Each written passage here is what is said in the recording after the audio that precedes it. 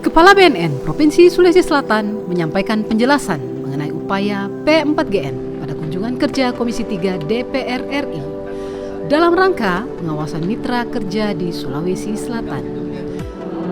Kepala BNN Provinsi Sulawesi Selatan juga memberikan masukan terkait tantangan dan permasalahan yang dihadapi di Sulawesi Selatan, termasuk dengan SDM BNN yang sedikit untuk mengcover wilayah se-Sulawesi Selatan.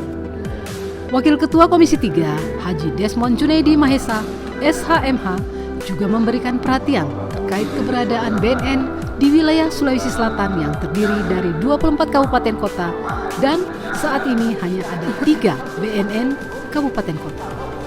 Hal tersebut tentunya perlu menjadi perhatian agar percepatan pembentukan BNN di wilayah lain dapat dilaksanakan sehingga pemutusan jaringan peredaran gelap narkoba dapat lebih maksimal. Karena jalur masuk narkotika ke Sulawesi Selatan melalui wilayah yang tidak ada BNN-K-nya.